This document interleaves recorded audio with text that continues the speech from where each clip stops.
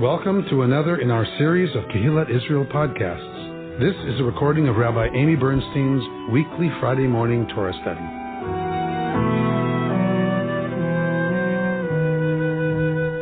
We are coming to that place in Exodus. It continues from the end of last week's Parsha, which was Revelation and the Ten Commandments. So that is where last week left off, and this week picks up with a conjunctive vav, the letter vav that means and we get 3 chapters of laws. So we get the Ten Commandments, we get a little vav that says and blah, blah, blah, blah, blah, blah, blah, blah, blah, blah, blah, blah, blah, 3 chapters of law.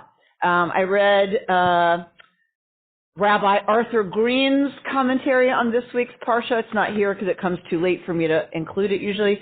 But I read it this morning, and he says that vav, that little vav, that connector vav is that Revelation, of course, continues past the Ten Commandments. Revelation continues. He would suggest, and so did the Hasidic masters, Revelation continues all the time. Revelation is ongoing. It is whether or not we can tune in to the signal to hear the call of Sinai. And he says that what we get in these chapters is, you remember Yitro, Moshe's father-in-law, says to Moshe, you're exhausting yourself. It's not good for you, and it's not good for the people. That you are hearing and adjudicating every case. It's not good for you, and it's terrible for the people. Because who wants to deal with somebody who's dealing in burnout? Nobody. Have you gone to the DMV recently? Is it a pleasure dealing with the folks at the DMV? No, it is not. Because their working conditions are often so bad, their lives are often so stressful that they are folks you don't want to deal with. And Yitro seems to be saying, Moshe, you're going to be a terrible leader if you are exhausted and stressed out all the time. So it's not good for you, and it's not good for the people. So what's supposed to happen? The people are supposed to appoint judges over different numbers of folk, and then Moshe is going to hear the stuff that's really hard. Moshe becomes like the Supreme Court in that system. So what Arthur Green argues is these are the cases from Moshe's logbook, rather than a big system of law saying, here's the principle, here's how you apply it. Like the attorneys in the House would have to tell you more about law codes and those kinds of systems. But kind of here's the idea, and here's what flows from that idea or ideal. Instead, what we have in Mishpatim is a bunch of what Arthur Green says are a bunch of examples from Moshe's logbook when he sat before the people. So once there was a guy who had a slave, and once there was a guy who had an ox, and he gave it to his nan, and then the ox gored the blah, blah, blah, and it got into the field of somebody else. And so what we have are it's a lot of case law coming out of things that actually happened. And we have no reason to believe that's not so. Because it's not a law code of, here's the ideal, here's how you apply it. This is not that. This is case law. So we have no reason to believe these are not things that actually happened, and then the laws that flow from them creating what we would call precedent. All right, we're going to start at Exodus chapter 22, verse 21. All right, you have a microphone, Bert? Would you like to read? You shall not wrong a stranger or oppress him, for you are strangers in the land of Egypt. You shall not ill-treat any widow or orphan. If you do mistreat them, I will hear their outcry as soon as they cry out to me, and my anger shall blaze forth, and I will put you to the sword, and your own wives shall become widows, and your children orphans. If you lend money to my people, to the poor among you, do not act to them as a creditor. Exact no interest from them. If you take your neighbor's garment in pledge, you must return it to him before the sun sets. It is his only clothing, the sole covering for his skin. In what else should he sleep? Therefore, if he cries out to me, I will pay heed, for I am compassionate. You shall not revile God, nor put a curse upon a chieftain among your people. Yeah. You shall not put off the skimming of the first yield of your vats. You shall give me the firstborn among your sons. You shall do the same with your cattle and your flocks. 7 days it shall remain with its mother. On the 8th day you shall give it to me. You shall be a holy people to me. You must not eat flesh torn by beasts in the field. You shall cast it to the dogs. Go on. You shall not carry false rumors. You shall not join hands with the guilty to act as a malicious witness. You shall neither side with the mighty to do wrong. You shall not give perverse testimony in a dispute so as to avert it in favor of the mighty, nor shall you show deference to the poor man in his dispute. When you encounter your enemy's ox or ass wandering, you must take it back to him. When you see the ass of your enemy lying on the next page, Lying on the next page. under its burden and would refrain from raising it, you must nevertheless raise it with it. You shall not subvert the rights of your needy in their disputes. Keep far from a false charge. Do not bring death on those who are innocent and in the right, for I will not acquit the wrongdoer. Do not take bribes, for bribes blind the clear-sighted and upset the pleas of those who are in the right. You shall not oppress the stranger, for you know the feelings of the stranger, having yourselves been strangers in the land of Egypt. 6 years shall you sow your land and gather in its yield, but in the 7th you shall let it rest and lie fallow. Let the needy among your people eat of it, and what they leave let the wild beasts eat. You shall do the same with your vineyards and your olive groves. All right? Mm-hmm. 6 days you shall do your work, but on the 7th day you shall cease from labor, in order that your ox and your ass may rest, that your bondman and the stranger may be refreshed. Be on guard concerning all that I have told you. Make no mention of the names of other gods. They shall not be heard on your lips. 3 times a year you shall hold a festival for me. You shall observe the feast of unleavened bread, eating unleavened bread for 7 days as I have commanded you, at the set time of the month of Aviv. For in it you went forth from Egypt, and none shall appear before me empty-handed. And the feast of harvest, of the first fruits of your work, of what you sow in the field, and the feast of ingathering at the end of the year, when you gather in the results of your work from the field. 3 times of the year all your males shall appear before the sovereign, the Lord. You shall not offer the blood of my sacrifice with anything leavened, and the fat of my festal offering shall not be left lying until morning.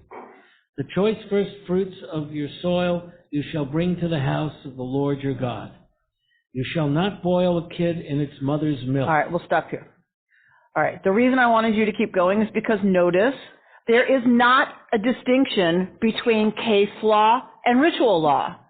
There is no distinction. It is not like, here's the stuff that happens between y'all, human beings, and then here's the stuff you have to do according to your religious obligations. There is no difference. There is no understanding that the law is secular and here's the religious law and they are separate things. That is not how things worked in ancient Israel, right? Ancient Israel was a kingdom ruled by the one true king, which of course was God. And the human king has to serve the law, which comes from God. So this idea, we take for granted that everyone is subject to the law. But that was not the case in the ancient world. Who makes the law in the ancient world? The king makes the law. Often the king could claim inspiration by the god or the gods, whatever, but it is the king who makes the law and is the source of the power of the law. Ancient Israel comes and says something radically different, and that is even the king, especially the king, but even the king is subject to the law. The law comes directly from God. So all human beings, including the most powerful in the kingdom, is subject to the law. This is a new idea. And this is the idea that we see made manifest in a country called America, where even the highest leader in the land is subject to the law. One hopes. We can argue about what that means, apparently. But right, so that is the radical idea that America picks up on. That America says the law is what's going to rule in the land, and everybody in the land, from the president to the legislature, everybody is bound by the law. So we think of America as a radical experiment. Well, it began in ancient Israel, right? So there's lots of wonderful articles, there's some very thick, on Torah and a community based in Torah, ancient Israel, as the precedent for a constitution, as the basis for the Constitution of the United States and the way that we run and understand our relationship to the law in this country. So this may seem like, okay, it's just casuistic law from the ancient world. We have the Code of Hammurabi. We have a lot of ancient law codes, but I want you to understand that this was revolutionary in certain ways in its time and continued to be so. In other words, people didn't follow this necessarily. The king could change the law, right? Okay. All right. I just threw these verses on here just to remind us the kinds of things that are being talked about. I love verse 4. When you encounter your enemy's ox or ass wandering, you must take it back. There's a beautiful teaching by Danny Siegel, who found teaching in Hasidic tradition that this is the law of return, meaning returning lost stuff. Hashevat Aveda, the return of lost items. And in Hasidic teaching, this is everyone's obligation. And this is especially the role of the spiritual leader. That everyone should come to the spiritual leader looking for what's lost.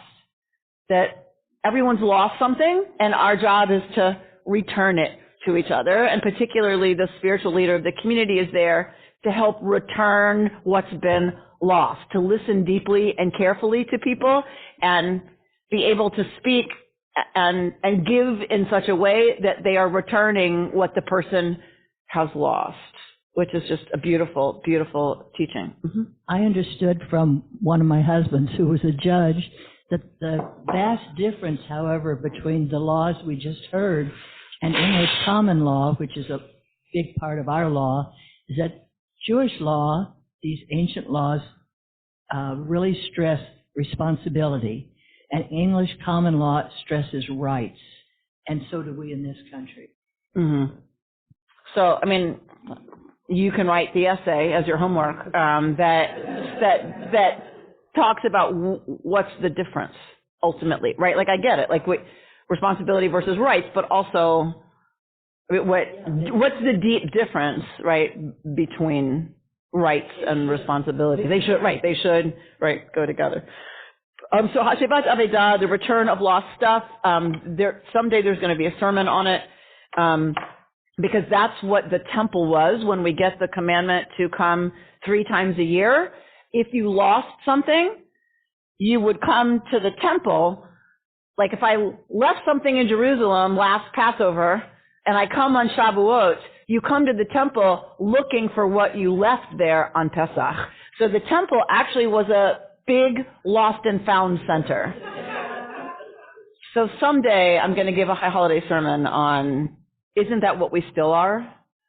Ultimately, aren't we still a lost and found center, right? That people who have lost something come looking for it at temple, and folks who have found something come hoping to share it. I mean, right? Like, I'm not sure what the chiddush is yet, but there's going to be a sermon someday. You heard it here first. Okay. Betsy. And then Mehmet has a question. Thank you. So the last line that was read, you shall not boil a kid in its mother's milk, Mm-hmm. which I know from that we get all the laws of kashrut, or most Some of the only meat and dairy laws. Only the meat and dairy. So my question is, how was that expanded, or who expanded it to the point where, like, as an example, my son is going to be spending 2 years studying that Line. Yeah. Of Torah. Like, where does all that come from? So once we have the Torah law, the rabbis who have to make a halachic system, they systematize all these laws, right? So it starts in Torah, and that's called doraita, from the Torah, doraita in Aramaic. Law that is doraita is the most stringent. Then you want to make sure nobody comes even near breaking the law that's doraita. Okay? How do you do that? You put what's called a geder, a fence around the law. So the fences get wider and wider and wider depending on the circumstances that causes halacha to expand because the danger increases. So what does that mean? So what meat? You can't cook a kid in its mother's milk. Does that mean you can with a cow? Okay. Well, if I'm eating some kind of meat in a cream sauce and someone sees me, a halachic authority, eating it, how do they know if it's a kid or a calf? They don't. They can't. Therefore, they might think, well, I saw Rabbi Amy Bernstein eating it. It must be okay. So, or, God forbid, the leader of our community was eating treif. God forbid. So what does that mean? You put a fence around the law saying no meat in milk. And then chicken, is it chicken or veal? They both are a white meat. Like how can you tell? Now chicken becomes part of that, right? Is that because you can't tell. So the fence sometimes is about you can't tell. So you want to guard against anyone thinking somebody's doing something that they're not doing. Ma'ari ayin, right? The bad eye. And sometimes it's to keep people from breaking the original law that's doraita. So that fence gets bigger and bigger. Correct. It did not include fish. So then in a progressive Jewish community, everybody kind of has to decide for themselves, do I want to take this seriously at all? And if so, why? Why do I care about meat in a cream sauce? Well, if you take the law from its original context, probably we're talking about a ritual with neighboring cultures that seized a fetal kid in its mother's womb, like in utero, right? So it was probably a fertility ritual and using the milk, right? So, and it seems that Torah is like, you can eat animals, but there is a limit to what you can do with them, right? And to cook it in its own, it just, there's a limit. And that seems to be one of them that Torah doesn't want us to cross. And so we might from that, some of us in progressive Judaism derive from that, not that you can't eat meat and dairy together, but let's talk about the boundaries we would put around ethical eating of animals, right? So I don't eat veal. I just can't, because it goes to this kind of a law for me that it's like, we can eat animals, but there's also a certain limit to what we should support and allow in terms of how they're treated, right? And veal's just like, that's a line for me. But that's, I don't eat foie gras for the exact same reason, right? They force feed the geese to make the liver really fat. So for me, that law still means a lot to me, but not the way the rabbis interpreted it, right? For me, what's important about that law is, all right, Amy, you're not a vegetarian. I'd love to be. Like, ethically, I'm a vegetarian, but not in practice. So if you're going to eat animals, okay, that's a compromise that we've made, or that I've made. But for me, there's got to be a limit, and that's one of them. Mehmet. I love the idea of the temple being a center of lost and found. I think that's exactly why you saw me wandering like 7 or 8 years ago, and you made me return. I can certainly speak of experience. Emotional experience and experience in terms of my identity. I love that idea. Thank you. Beautiful, Mehmet. Thank you for reminding us that these things are powerful, not just as metaphors, but as lived experience, right? That's really beautiful. Thank you. Okay, another one? Did I see a hand in the room? I thought I saw a hand. No? Okay. Yeah. One of these that I particularly like is the not keeping the cloak overnight. Yes. Of someone who's done work for you. And I've read that really is talking about paying your bills on time. That if someone comes to your house and they do work for you, they've already given you the work. But you are obliged to give them the money right away. I guess that's interpretation on top of interpretation. Well, there's a different law that you're referencing, which is a day laborer. You have to pay a day laborer that day. You can't, and it's part of this collection of laws that we just didn't read it. But yeah, you have to pay a day laborer their wages that day because they've given you the work. They depend on the cash. So you can't withhold it because they need it then to buy like groceries for dinner. As I was reading the whole thing, I was just struck by the incredible compassion and decency of all of these laws and consideration they require for other people. Yes. All right, so that takes us to our commentaries. This is Rabbi Rami Shapiro to Bert's point. This is but a small slice of a long list of statutes governing the life of the early Israelites. Over and again, concern is with the powerless, the stranger, the poor, the widow, and the orphan. It is the hallmark of our law that power is not the currency of society. Justice is. Torah forbids one to harm the stranger, and then it goes beyond the law and appeals to deeper emotions, to our memory of being strangers, and asks that we allow that memory to kindle our compassion for those who are strangers still. The Torah is not satisfied with not harming the stranger. It wants us to identify with the stranger, to share in his or her strangeness. Through this identification will come an end to the stranger's status as stranger and the beginning of a new status as neighbor and perhaps friend. Widows, orphans, and the poor.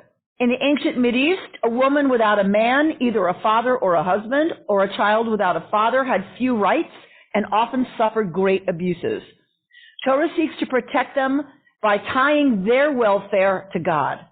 This was a very radical social innovation. Hitherto, societies were used to having their gods side with the powerful. Here, the Jewish God takes the side of the powerless. The same is true when it comes to dealing with the poor. Credit may be given, but not at the cost of further impoverishment. Pledges may be taken, but not at the expense of the other's dignity. I am compassionate. Again, a radical innovation, a compassionate God.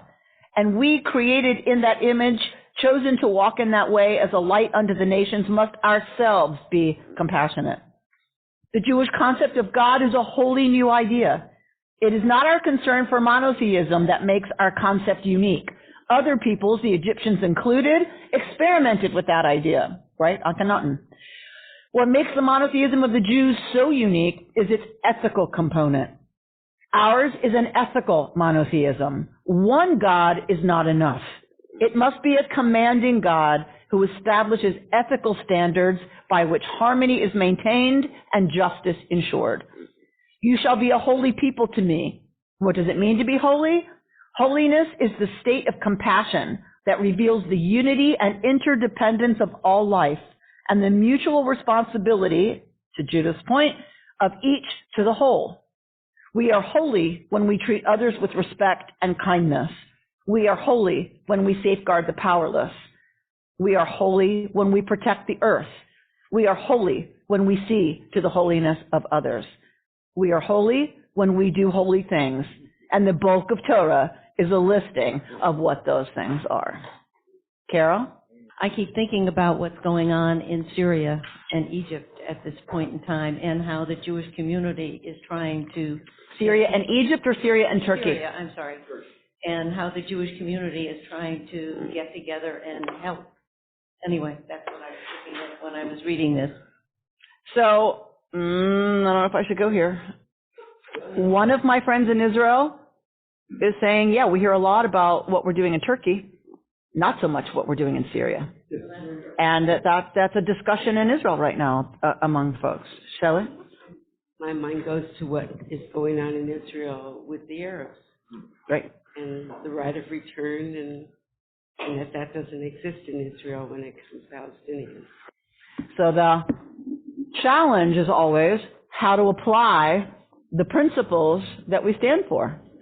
It's a real right. It's a real challenge, right? This is the primary challenge right now that we're dealing with in both countries. Is how do you take an ideal and turn it into policy, turn it into the law of the land? Like how we are deeply engaged in a debate about how to take policy and make it into law. And because I think folks on the opposite side of a lot of policy discussions would agree with our values and ideals that we say our position, whoever we is being reflected in the policies we're supporting. They would agree that they uphold the same values. They come to a very different policy position based on those values. That's crazy making. If you disagree on the values, okay, I get it.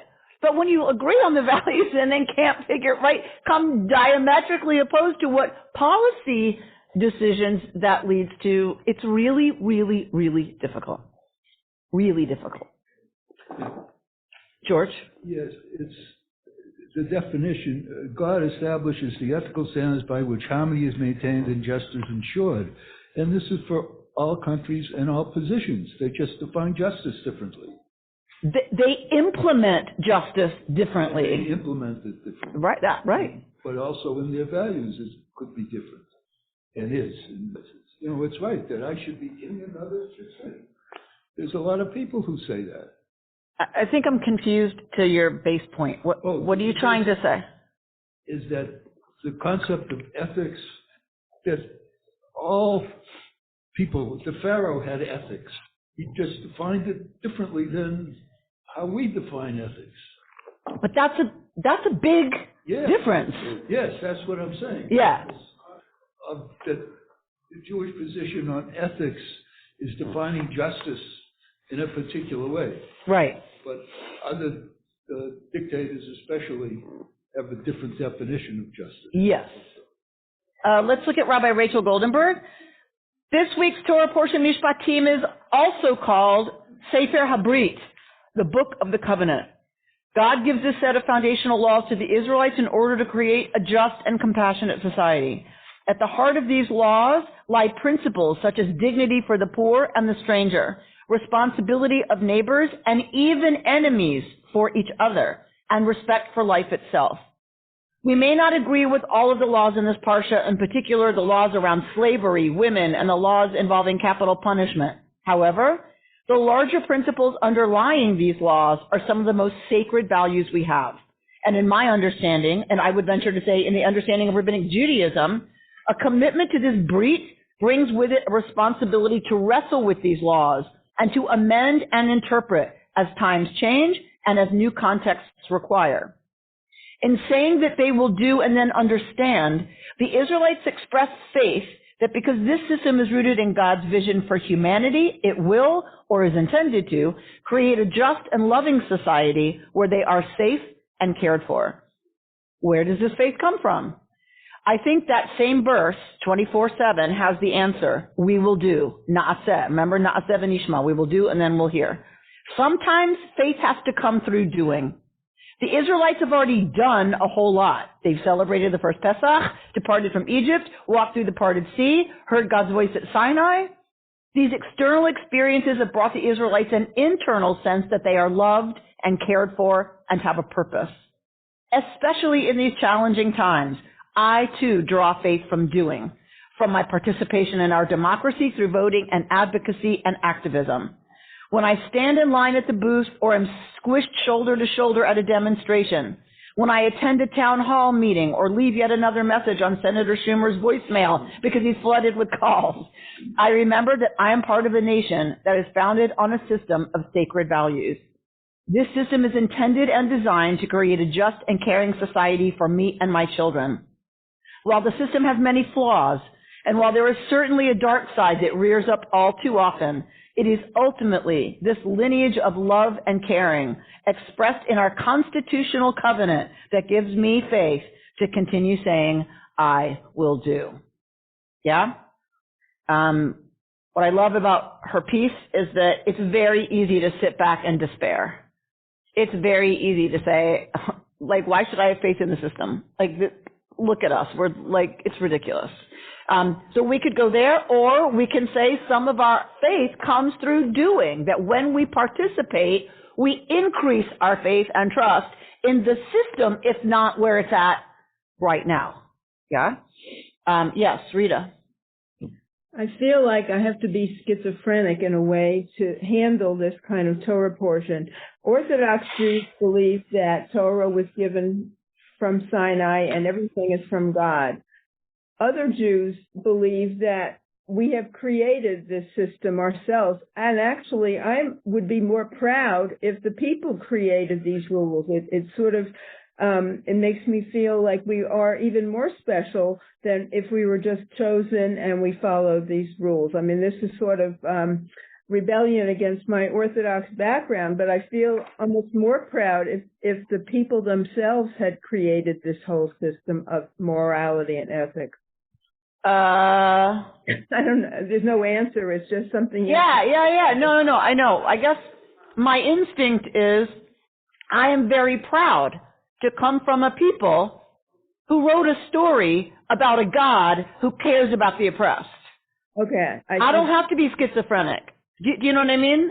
Yeah. I'm very proud to come from a people who characterizes God as compassionate, as caring about the widow and the orphan. Too often, talking about Pharaoh cares about the powerful. And the gods are on the side of who won. Right? On the side of the powerful, obviously, because they won. But that's not the God that the Israelites created. The Israelites created a God who was compassionate and cared about the stranger and the widow and the orphan. That's crazy in the ancient world's context. You know, in the ancient Middle East context, that's insane. I love that we come from an insane people. Right? Does that make sense, Rita? No, that's a very good way of looking at it. That we wait. The Jews in the room are making noise. Say it again. I think it's a very good way of looking at it. In other words, that we Jews created the God that gave us this thing. So it's all coming from us rather than from Nachon. Yes, exactly. And again, I'm not someone who's going to say whatever the divine is, it had no part in this. Like, I believe when we're connected and tapped into whatever it is we understand the divine to be about, we would naturally come to these conclusions, right? Like, you know, so for me, it's not an either or, it's a both and. Yes, Betsy. Is this stranger that we're supposed to care for and the orphans and et cetera include non-Jews, or is this just mean within stranger was usually a non-Jew, and there was no Jew or non-Jew in ancient Israel. At that time, there was only Israelite or non-Israelite, and the stranger was usually non-Israelite. So dafka, you shall care for the one who's not like you, who's not connected to you, but who lives with you. Well, that is so dramatically ignored now. That's so dramatically ignored now? What are you talking about, Betsy? I mean, within certain segments of the Jewish community I'm talking about, you know, there's no tolerance for non-Jews, period. I mean, there's no effort to care for the stranger who is not Jewish. I feel like within progressive Judaism, that's not true. I agree. Yeah. In certain Jewish circles, yes. But I think in progressive Judaism, that's not the norm. Yeah. We work on behalf of many, mostly non-Jewish charitable causes. Right. But as you know, I'm referring to the Orthodox community. And right. Yeah. So for those of you who don't know, Betsy has a son who's in that world and in that community, and it's sometimes very painful to look at our progressive understanding of some of these things, and then to have you, in your lived experience, hear it interpreted so differently and watch it be played out very differently. I know it's super, super painful. I was going to add that I think that a lot of the reaction of that community to the stranger is out of a history of fear and oppression from that stranger community. Absolutely. And it has so distorted our view of the world so that this teaching can't be enacted. Absolutely. Understand it. So one of our commentaries, let's go there.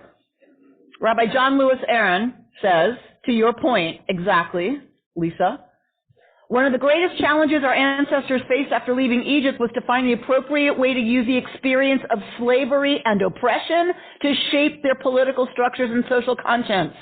They needed to answer the question of how the memory of slavery and slaughter would be expressed in the life and the culture of the Jewish people. As they forged a new society in the course of their wanderings from the borders of Egypt to the land of promise, under Moses' leadership and God's guidance, they needed to grapple with the horrendous experiences of slavery and slaughter, powerlessness and despair. The question that had to be answered was this: would their bitter memories lead to a society built on anger and resentment, or to one founded on compassion and concern? Exactly to your point. We cannot diminish the seriousness of their task. The path they followed defined our distinctive Jewish value system, which stresses concern for the stranger because we remember we were strangers in Egypt, and support for the vulnerable members of society because we know that God, who heard our cries in Egypt, pays heed to the cries of the poor and the oppressed. As Jews living just a half century after the Holocaust, an experience at least as shattering as that of Egypt and far more painful to us because it is still part of our living memory, this question challenges us anew. We are still in the process of rebuilding Jewish life after the destruction of European Jewry. As we construct monuments and erect museums to the memory of the Holocaust, we need to ask ourselves if our memory of those dark days will turn us into another small, angry people, or instead, will we remain the proud descendants of ex-slaves who taught us and the world that suffering can also motivate us to compassion? He said it much better than I could in response to exactly that set of circumstances, right? So one way is to close the doors, close the gates, circle the wagons, and care for your own because no one else is going to do it, right? They didn't care. They let it happen. All of them let it happen, right? So not just the perpetrators. Everyone else in the world let it happen. So you can circle the wagons and turn inward and only take care of your own. That's one response to that kind of a history. The other response is because we know what that feels like, we create Jewish World Watch to end genocide because no one understands it better than we do, having faced it how many times, including, right, so recently. Therefore, we will stand, right, with all others who face those kinds of dangers and oppression. Okay. David?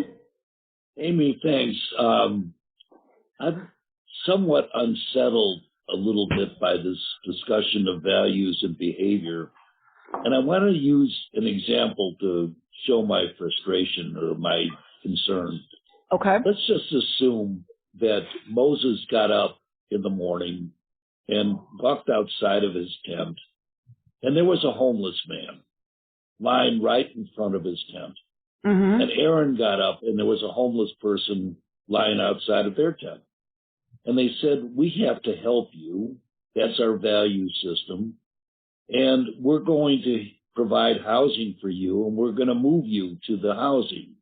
And the homeless people say, no, you can't do that because I have my rights, and I want to live outside your tent. How do you think the ancient Jews, the ancient people, would behave with this kind of a problem? I have no idea. I have no idea. Like, what do you... Thank you. Yeah, right. I mean, it's a very complicated situation when rights come up against... Right, you know, when rights collide. So we have a responsibility to house everyone. The unhoused also have a right to refuse that, right? So what do you do then with, you know, the folks who say, well, now the right of the unhoused to remain unhoused puts me at risk? This is what it means to live in a society. It means we have to balance different interests, different rights against different responsibilities. And it is always an evolving situation. It is the reason always... I have this problem with what we're talking about is that we haven't really said what you just said.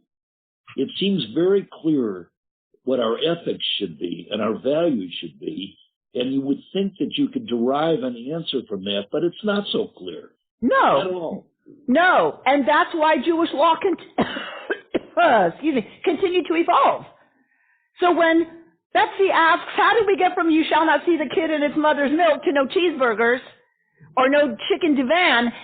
How did we get there? It's because the situation continues to evolve and Jewish law had to evolve with it. That also goes to something that's more not about ritual and eating, but to murder, to manslaughter, to the unhoused. Like, it's everything that we can say we have a value, but how you implement that over and against other values that we have, and sometimes our values conflict. Then what? And so it has to continue to evolve. There are no simple answers. And anyone who tells you there is lying. They've not lived in a real society that really has to grapple with real situations. I'm sorry. This is not the law forever. This is the law as it stood thousands of years ago. Mishnah, Talmud continues to expand the law and continues to argue different sides of how to solve exactly the kind of problems you're talking about, Dave, and that we're dealing with still. Yes, we are dealing with it still. In terms of the homeless, many, many years ago, of course, the homeless would be in state hospitals where their freedom was totally restricted. Can't hear him. Okay, speak up, George. Thank you. But now, for example, the governor has proposed a thing called the CARES Project, where they have trying to protect the individual rights as well of the people in the street, as well as the legal obligations to protect freedom. And it looks they've done a number of things. The Civil Liberties Union is against it because people should be totally free. And the conflict continues on in this day. Right. So that is the most complicated part of taking values and turning them into policy. The most complicated part of taking values and enacting them in law is that we have values that conflict. That's really where it gets complicated. So the ACLU is saying, right, there's a value to human freedom, right? But other folks are saying, yes, there's also the value that we have for people to be protected from the elements. And like a basic human right is shelter. So the right to be free versus right, and so like and that we have a responsibility to both those values and to the people who are involved who, yes. So it's very complicated. A.J. Heschel wrote a book called God in Search of Man, and a lot of the idea behind it is that, I'm talking traditional language, is that God needs us, and that Torah isn't just what's on the page. I guess traditionally Talmud is also Torah. Yes. But that to some extent Torah is our interaction, the human piece interacting with the written word. And with that, and that we are here to complete Torah and to partner with God in the evolution of Torah. Right. That's what we're saying, right? Right. That's what we've been saying, right? Like that. A.J. Heschel, who is a very classical, traditional Jewish writer and a Hasidic, very much said the same thing. So yeah, Betsy's son would agree. It's not just progressive Judaism that says this. No, this absolutely. Is what Jews are about. Absolutely. I sorry if I meant to imply only progressive Jews. I think I said it when I said the law expands, even especially within the Hasidic world, who care more about halacha than we do. We don't really look generally to Jewish anything to come up with what we believe American policy should be. It's informed by it, but we don't go back to Torah and say, what does Torah say? Betsy's son does, right? And then what does that mean for today? So like I did not mean to imply at all that it's like even mostly progressive Jews who do that. Emma Linda. Thank you. I think that there's a layer that feeling called to be God's hands in the world carries an obligation to speak to our faith calling us to the liberatory, inclusive, justice-minded take on this ancient text, because we know that people who want to use it for oppressive purposes are definitely claiming that that is a faith-based stance. And I don't want to cede the moral high ground to people whose morals I am fundamentally opposed to. Thank you, Emmelinda. Thank you. You just expressed, right, the strength behind our passion as progressive Jews. Absolutely right. When people say, well, why do you have to bring God into it? And I'm talking about progressive people. Why do you have to bring God into it? If you don't believe God's a being and you don't believe God gave all this, why bother? Can't you just say this is what's right to do? And I'm with you, Emmelinda. The reason I bring God into it is because I will not cede God to them. And I will not cede these holy texts and their interpretations of it to them. Right? That is my religious obligation as a liberal Jew, is to say, right? And if you want to have this conversation, right, Itai, let's have it in Hebrew. You really want to have this conversation? Let's have it in Hebrew. You who are such experts on the text. Get me started. So, yes, thank you, Emmelinda. Beautifully said. Okay. Should we do one more, or are we out of time? All right, maybe one more. One thing we haven't talked about, but I suppose we've been thinking about it as we've been talking, is what happens if you walk out of your house or out of your synagogue and there's somebody there with a rifle in their hand. You don't have time to, or even a moment perhaps even to think about what might happen, other than seeing or thinking about what could happen when you see that rifle in front of you. I'm confused. What do you, is there a question or a point? Oh, I'm making a point. Given what happened in wherever it was, Fairfax, in the last day or two, Pico Robertson, where somebody or a couple of people are leaving their synagogue and there was somebody standing right out in front with a rifle and not saying, hello, how are you? And they didn't get to say, hello, how are you? Somebody shot at them. So what is the point you're making? My point is that we have talked about many different kinds of things and the way things could or should happen when we are facing or integrating with people who are not from our culture.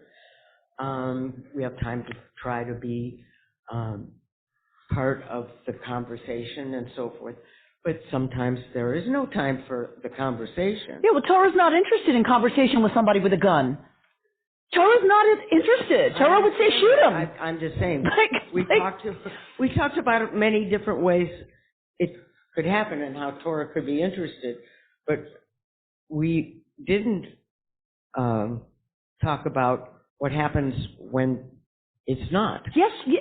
Torah would say, we have seen what has happened over the human life years. trumps everything. Pikuach nefesh trumps everything. We don't give a crap about the stranger who's got a gun. Human life trumps everything. And so that Torah values, when we talk about values conflicting, sure, how we greet someone who's not from our community should be a value that we generally live into. If they're holding a gun and pointing it at us, pikuach nefesh is the value that trumps everything. It's very clear. I guess what I needed to do was hear it said out loud. Yeah. Thank you. Okay, good. Excellent. Yes, pikuach nefesh. So when values collide, sometimes we've been talking about the ways it's not easy, right? It's very complicated. There are sometimes it is not complicated at all, right? If somebody came in here to hurt our kids, I would have zero compunction about pulling a trigger. Like zero. So right? There are times it's very clear to us what the hierarchy of values calls for, and there's times, too many times, where it's not clear. But thank you for having us clarify that there's times it's extraordinarily clear that this value goes away when this one is threatened. Something maybe a little less threatening than the one Linda brought up, the protection of the widow. I've had experience in that regard, and I have never yet been able to go to a car dealer, a car repair person, an appliance dealer, without having a man with me to argue, because I see so little respect for the widow. Okay. All right, let's go to Yitz Greenberg, who says, to those of us who are a little like, what? This isn't happening anytime soon. The utopian total transformation of nature and history, he says, will be realized through a pragmatic, human-centered, real-life process. The essence of this paradoxical method is to start by affirming the value of the real world as it is and the importance of living life in it. At the same time, the covenant focuses on the future ideal world. Participants commit to move the present status quo toward that desired ideal state. This will be done by upgrading conditions step by step, bringing improvements while affirming human dignity, even of proponents of the status quo. That one's hard. And accepting limitations, i.e. not overriding or coercing people to move to a higher level. That's hard too. The divine sets goals, instructs, inspires, and judges. But the human partner must actively participate in the process or the desired outcome will not happen, to Bert's point. Living by the covenant translates into reviewing every behavior in life. Each action is shaped and reshaped while fully anchored in the present reality. Each behavior should reflect some movement toward the ideal, honoring the ultimate standard.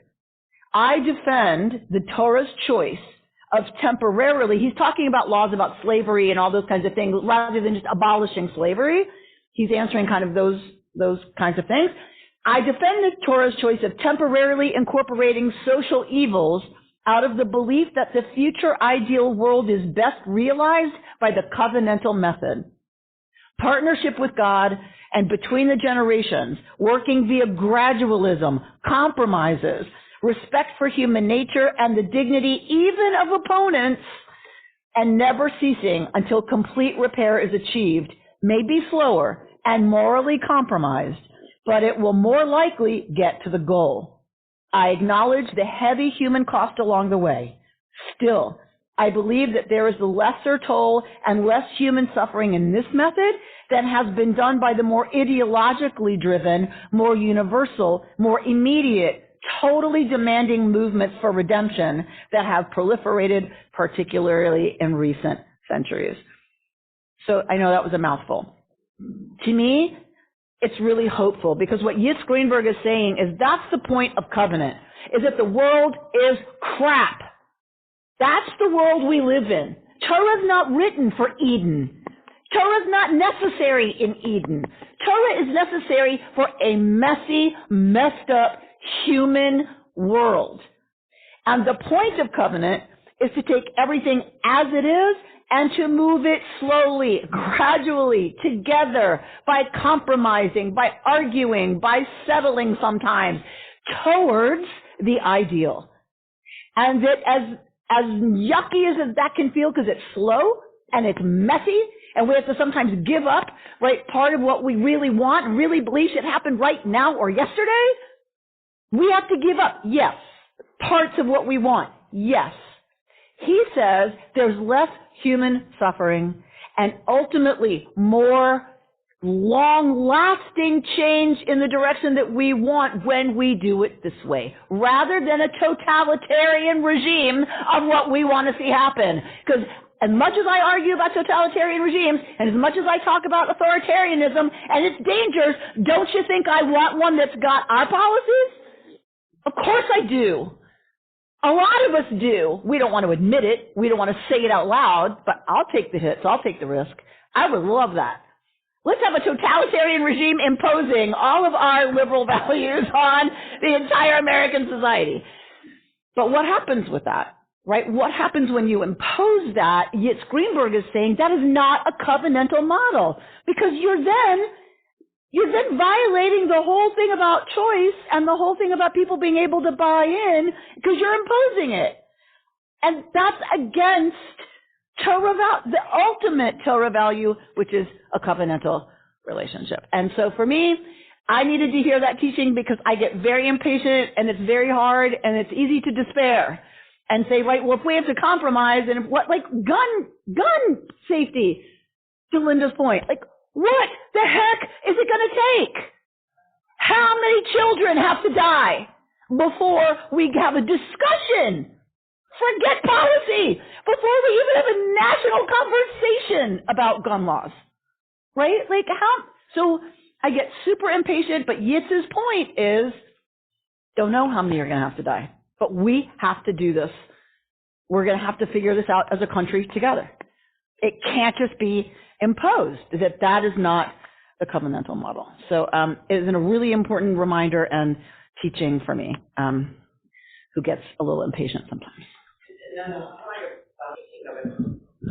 You may not ever forward progress. Linda saying we may not in this room ever see forward progress. But maybe we are part of the beginning of that and that's exactly, I think, Yitz's point. Rabbi Greenberg's point is exactly that. That and this is Yehuda Kurtzer's point from the summer, is if you're about something really important, you probably won't live to see it happen. If you're about a project that's really important, you probably won't live to see it. And that's what we have to accept, right? You've been listening to Rabbi Amy Bernstein's Friday morning Torah study from Kehillat Israel in Pacific Palisades, California.